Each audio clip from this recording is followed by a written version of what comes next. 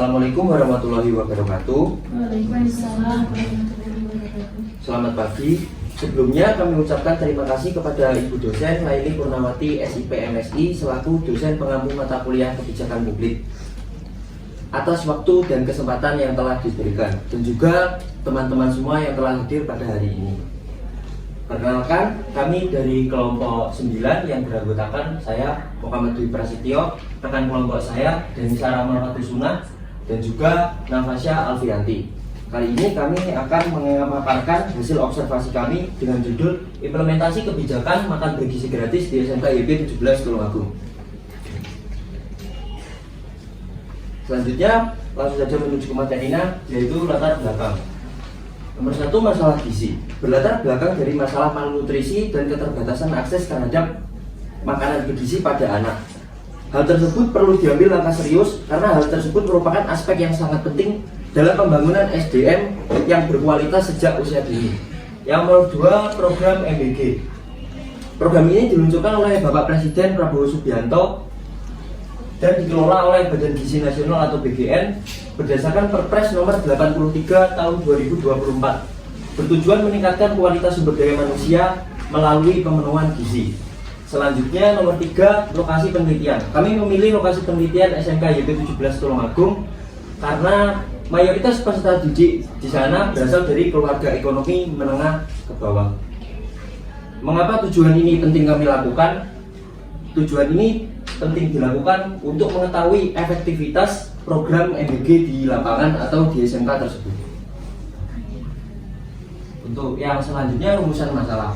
Di sini kami mengambil 2 rumusan masalah, yaitu nomor 1, bagaimana implementasi kebijakan MBG di SMK YB 17 Tulungagung, dan yang nomor 2, apa saja faktor pendukung dan penghambat dalam implementasi kebijakan MBG di SMK YB 17 Tulungagung.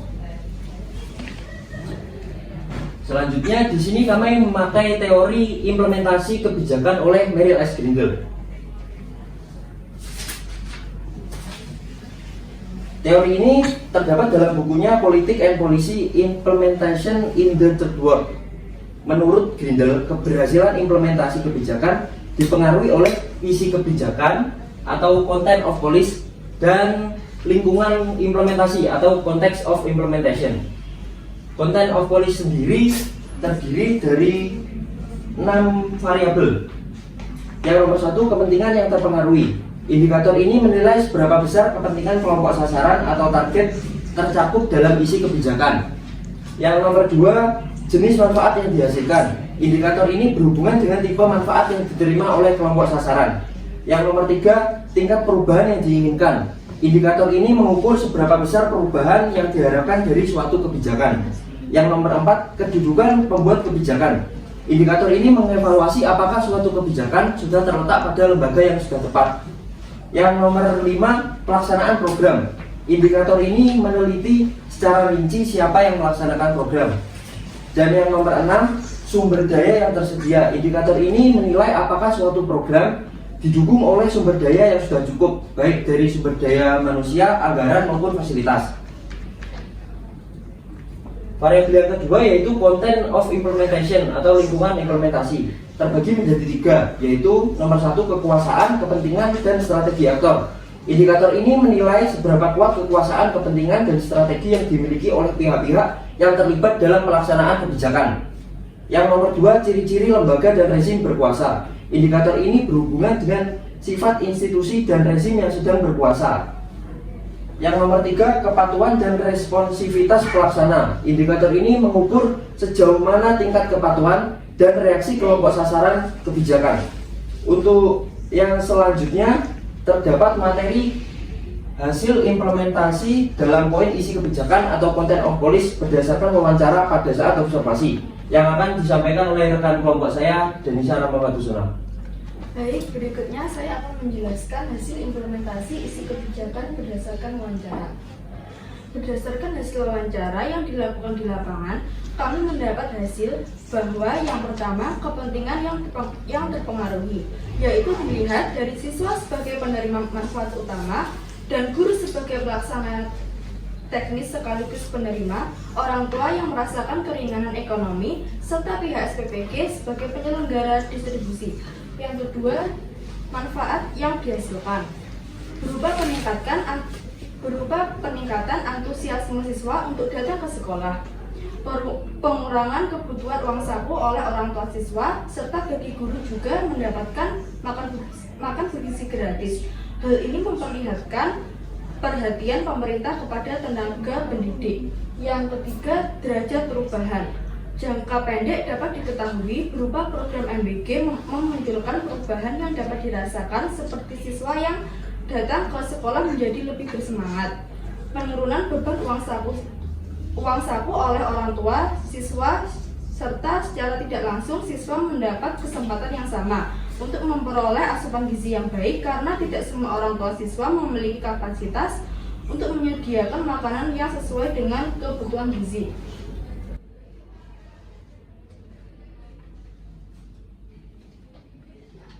Yang keempat, kedudukan pembuat kebijakan. Kebijakan MBG merupakan gagasan dari Presiden Prabowo Subianto yang kemudian tertuang dalam Peraturan Presiden Nomor 83 Tahun 2024 yang menetapkan pembentukan Badan Gizi Nasional atau BGN, diteruskan oleh SPPG tingkat daerah dan dilaksanakan secara teknis oleh pihak sekolah dengan penunjukan PIC sebagai koordinator harian. Yang kelima, pelaksana program. MBG dilaksanakan melalui SPPG sebagai pelaksana distribusi, PIC sekolah sebagai koordinator, guru sebagai pengawas teknis, dan siswa sebagai sasaran utama program. Selanjutnya, yang keenam, sumber daya. Sumber daya yang dikerahkan berupa sumber daya manusia yang meliputi PIC, guru, ahli gizi dari SPPG, dan fasilitas yang tersedia berupa tempat cuci tangan, ruang pelaksanaan, serta anggaran yang sepenuhnya dari pemerintah melalui SPPG. Berikutnya, hasil implementasi MBG, lingkungan implementasi berdasarkan wawancara. Yang pertama, ada kekuasaan, kepentingan, dan strategi aktor. Dimulai dari Presiden, Badan Gizi Nasional, pihak SPPG, dan pihak sekolah. Strategi yang dilakukan oleh pihak sekolah yaitu menjaga komunikasi tentang keberlangsungan program ini dengan pihak SPPG melalui grup komunikasi harian antara PIC dan SPPG. Yang kedua, ada karakteristik lembaga sekolah. Karakteristik pihak sekolah yang terbuka terhadap evaluasi dan masukan dengan memanfaatkan laporan evaluasi bulanan dari dapur MBG sebagai dasar perbaikan berkelanjutan dengan catatan kualitas makanan selalu dicatat dan disampaikan ke penyelenggara. Yang ketiga, kepatuhan dan daya tanggap. Kepatuhan dan daya tanggap dalam pelaksanaan program makan bergizi gratis di SMK YP 17 Tulungagung ini dinilai cukup konsisten dan didukung dengan penyediaan faktor pendukung dengan penyediaan tempat cuci tangan dan ruang khusus untuk pendistribusian. Namun terdapat beberapa catatan terkait seringnya keterlambatan waktu pengiriman yang kerap mengganggu KBM.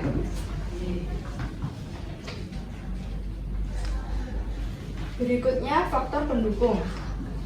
Yang pertama, dukungan dari orang tua. Dukungan orang tua mendukung penuh karena meringankan beban ekonomi dan kesempatan pemenuhan gizi pada anak. Yang kedua, ada tenaga ahli gizinya. Tenaga ahli gizi SPPG menghadirkan ahli gizi yang memastikan standar gizi harian terpenuhi. Berikutnya, komunikasi struktur. Komunikasi struktur grup harian PIC SPPG memungkinkan respons cepat dan informasi transparan. Yang keempat, fasilitas sekolah. Fasilitas sekolah berupa tempat cuci tangan, ruang distribusi, dan staf PIC khusus disiapkan oleh pihak sekolah. Yang terakhir, ada sistem evaluasi. Adanya sistem evaluasi laporan bulanan dari dapur MBG sebagai upaya perbaikan berkelanjutan. Untuk yang selanjutnya ada faktor penghambat yang akan disampaikan oleh rekan saya Nafasya Alfianti.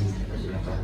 Baik, yang kemudian yaitu terdapat faktor penghambat. Yang pertama yaitu adanya keterlambatan pengiriman yang seharusnya pendistribusian dijadwalkan pada pukul 9 seringkali terlambat hingga pukul 10. Hal ini mengganggu proses KBM dan dalam jangka panjang akan mengganggu kepercayaan terhadap program. Yang kedua yaitu kurangnya variasi menu. Berdasarkan hasil wawancara menyebutkan bahwa menu yang diberikan beberapa minggu berturut-turut didominasi oleh telur atau ayam.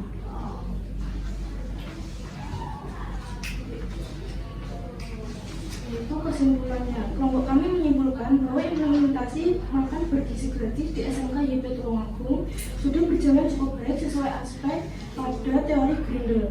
Namun belum maksimal karena masih terdapat kendala pada aspek konteks implementasi, terutama pada kepatuhan dan daya tangkap terkait waktu pengiriman.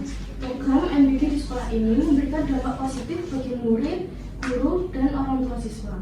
Terdapat faktor pendukung mulai dari dukungan orang tua, tenaga ahli gizi dari pihak SPPG, mekanisme komunikasi yang terstruktur, penyediaan fasilitas pendukung, dan sistem evaluasi bulanan.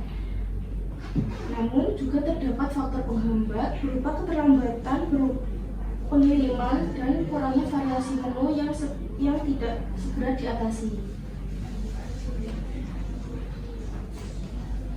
Kemudian saran bagi SPPG, kami menyarankan supaya melakukan evaluasi perbaikan terhadap sistem logistik pengiriman makanan serta memvariasi menu mingguan atau bulanan. Yang kedua, untuk sekolah diharapkan mempertahankan dan merawat fasilitas, meneruskan evaluasi komunikasi aktif dengan pihak SPPG. Dengan terakhir, untuk guru diharapkan mampu mengintegrasikan program MBG dengan kegiatan pembelajaran dan memanfaatkan waktu distribusi sebagai dokumentasi momen edukasi gizi bagi siswa. Untuk selanjutnya kami membuka tanggapan dan tanya jawab kepada Ibu dosen Laili Purnawati. Baik, terima kasih. Jadi ini implementasi MBG pakai teorinya siapa? Grindel. Pakai teorinya Grindel. Ayo coba di slide-nya.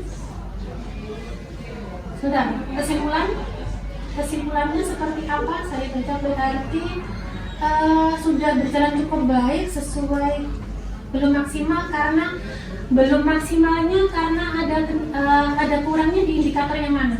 Di indikator kepatuhan dan daya tanggap. Coba jelaskan. Di situ sebentar Bu. Iya, dilihat ada. Dalam kepatuhan dan daya tanggap kan terdapat prosedur ini diikuti oleh baik dengan semua elemen sekolah, didukung oleh penyediaan fasilitas pendukung. Namun ketepatan waktu pengirimannya masih perlu ditingkatkan lagi karena sering mengganggu proses KBM dan seringkali itu berbentrokan dengan jam pelajaran waktu kami melakukan observasi yang disampaikan seperti itu. Nah gitu, berarti hanya itu saja. Di sana, ini kan anak SMK ya? Iya. Siswa-siswanya puas semua dengan MBG-nya? Berdasarkan wawancara kami bahwa ibu guru memang menyampaikan siswa menjadi lebih semangat datang ke sekolah karena adanya program MBG tersebut. Okay. Untuk kepuasan mungkin perlu ditinjau lagi. Ada itu kurangnya variasi menu sehingga siswa itu seringkali bosan. Oh berarti memang Ya emang di sisi lain siswa merasa bersemangat Bu, tapi ketika ya menerima variasi menu yang terus-terusan sama merasa bosan juga. coba next.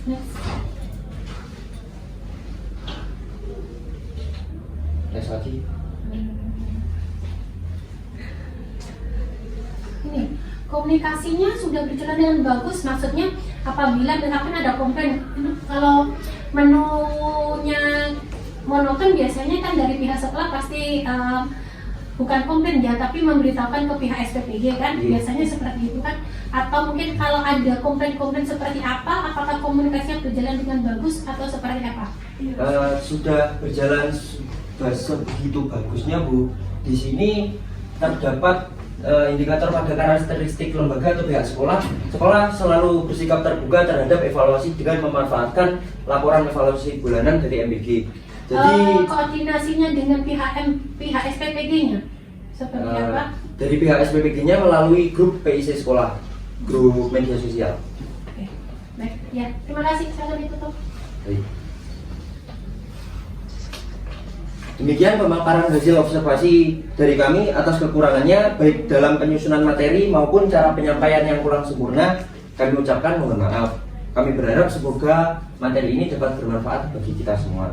Saya akhiri. Wassalamualaikum warahmatullahi wabarakatuh. Waalaikumsalam Terima kasih. warahmatullahi wabarakatuh. Tubuhku kini